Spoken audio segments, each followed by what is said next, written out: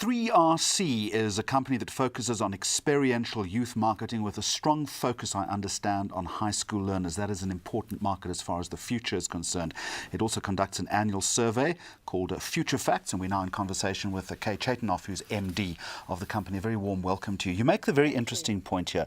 In terms of assimilating advertising, South African teens prefer television. I would say pull the other one. That surprises me. It does surprise me too. Now, we've been doing this survey for a few years running, and in the beginning our concentration was on the higher LSM because that's where we ran our roadshows.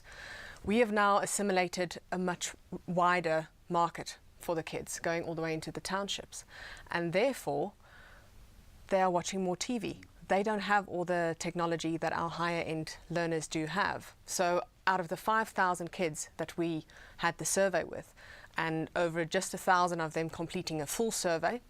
All right, I want to talk to you in just a moment about how brands need to engage with that, but telephone and SMS marketing coming in just above radio and ahead of magazine and newspaper print advertising. Billboards, the least preferred mode of advertising, I get that. But it's an indictment against print, the print product these days. People are discounting it more and more. They are, definitely. We actually print a magazine on an annual basis, a publication that goes out to 100,000 students. And I believe because we are right there and we give it to them in their hands, that's why they read it. But to go and buy something off the shelf, it doesn't happen anymore. All right. In terms of television then, and how brands need to recalibrate their thinking to reach this important market, how do they have to change their thinking? Be clever. Anything that is humorous, anything that really makes them think, anything that actually gets the conversation going, we see that the teenagers are grabbing onto. They want to be part of that conversation. They want to have input. And with some of the brands that we are working with, they are actually assimilating some of this information and saying, all right, so how do you want to be advertised to? And they're asking the kids to come up with advertising concepts for them. And that actually works. TK, that's risky, isn't it? It is. You never ask the consumer what they want, do you? It's time to do that. Yeah. It really is. So what sort of input are you getting from the youth in that respect, do you think, as far as guiding the direction of television? Because you also make the point that commercials have become more clever, more humorous and more thought-provoking. Do you think that's as a direct result of what the audience is telling brands? Look, I would hope so, and I would think so, but this is something that has just come out over the last 2-3 months of our survey.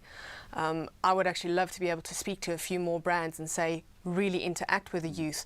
Get a youth panel before you put that advert out. Let's explore that a little further. You make the point, you've just referenced that teens like to be part of the conversation.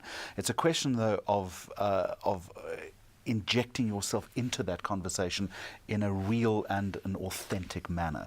Not easy for brands to do, because we all know that this particular market is very fickle and that it is uncontrolled, and they can spot a ruse a mile off. Absolutely. They hate being marketed to the hard sell that we are used to in our generation. They don't like it at all. Give them an advert where your product is part of a lifestyle, part of something that could inspire them or actually make them dream again, and you will see the benefits of that. You make the point here that a brand's communication message needs to be a natural fit with teens. I accept that to a point, but you're also implying then surely that teens are a homogenous market. We know that it's a very fragmented market. Oh, absolutely. And they change, as you said, they're very fickle. They change on a 6-monthly basis. What we do believe is that these teens have a voice and they need to be heard. They are your future market. If they are 18 in the shows that we are doing at the moment, in 2 years' time, they are buying their first vehicle. They're going to be having their first, house that they're going to buy. Make sure that you assimilate the information and build it further. Don't just go, okay, well, we'll deal with them when they get to university. Then it's too late. What do you mean by build it further? Get them to buy into your product. Get them to buy into your service. What we see a lot of brands do is only go into that market when they reach your student market. So they would concentrate on the students in the universities and the colleges. But your brand perception of something already happens by 16, 17 and 18. You can't go and change that. If somebody already has a bank account at the age of 16, they're not going to change their bank account when they get to 20. All right, so final question then. You make the point you have to know who they are. You have to have a greater understanding. You also say know what their hopes, dreams and fears are. So as a starting point then for any marketer, where do they begin the building blocks of that strategy? Speak to them. And the only way you're going to do that is to actually get down to grassroots level and actually be into schools, be where they are, find out what they're doing on a daily basis. You know, they're all on social media, but what do they do on social media? They don't want to be marketed to.